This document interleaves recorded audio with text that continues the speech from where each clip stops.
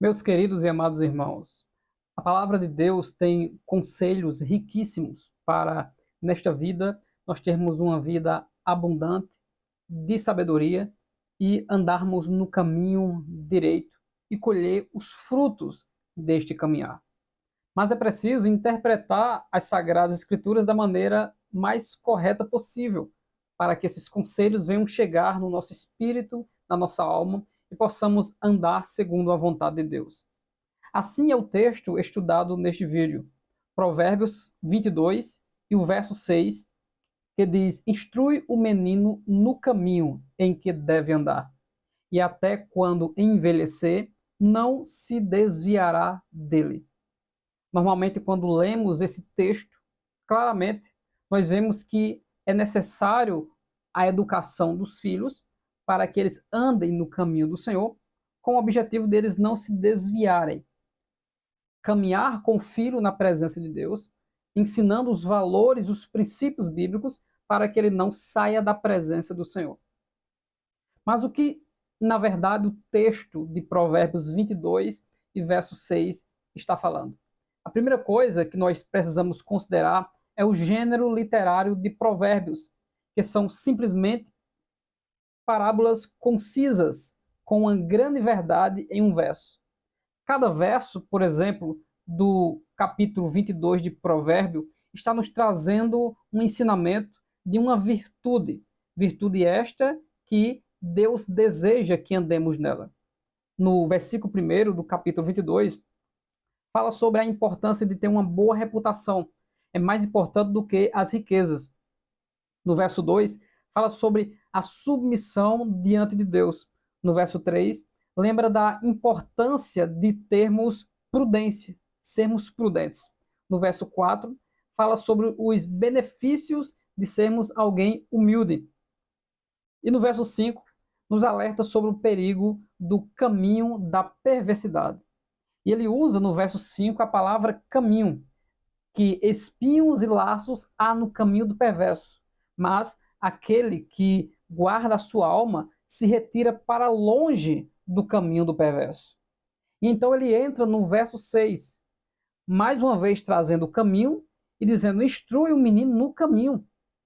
E significa que instruir o menino no caminho, quando consideramos todas as virtudes dos versos anteriores, é fazer com que ele não ande no caminho perverso, no caminho do ímpio, mas no caminho das virtudes de Deus. E para compreendermos um pouco mais acerca desse verso, a primeira coisa que temos que tirar de consideração, segundo as interpretações de uma cultura cristã oral, é que esse verso não está nos trazendo uma promessa de fidelidade dos nossos filhos. O verso não é uma promessa de que o filho não se desviará. O objetivo da educação bíblica e cristã é temer ao Senhor e honrar a Deus, e nunca, jamais se desviar dos caminhos do Senhor. E neste verso, que se divide em duas partes, ensina, então, responsabilidade dos pais e até quando envelhecer, o caminho dele, ele não se desviará, responsabilidade dos filhos. O exemplo que os pais dão para os filhos é muito mais importante do que a obrigação e a imposição de algo sobre a vida deles. E esse caminho de virtude, ensinando quais são os frutos positivos e negativos de andar ou não neste caminho, deve se fazer presente cotidianamente, usando Deuteronômio capítulo 6, que nos ensina a educar e a inculcar nos filhos constantemente na nossa vida. Então o texto não é uma garantia de fidelidade dos filhos, mas é simplesmente ensinar os princípios que ele terá toda a condição, desde que aprendeu os princípios, para permanecer firme no temor de Deus e agradar a Deus e agradar também os pais. Existem três possibilidades de nós interpretarmos de acordo com o que ele vai andar, de que maneira essa criança vai andar. Então, te convido a ficar conosco até o final para nós compreendermos Provérbios 22 e verso 6. Há três possibilidades da interpretação desse verso que estão intrinsecamente relacionadas umas com as outras. Ensinar a criança no caminho, no termo hebraico, significa na boca do seu caminho, ou de acordo com o caminho dela.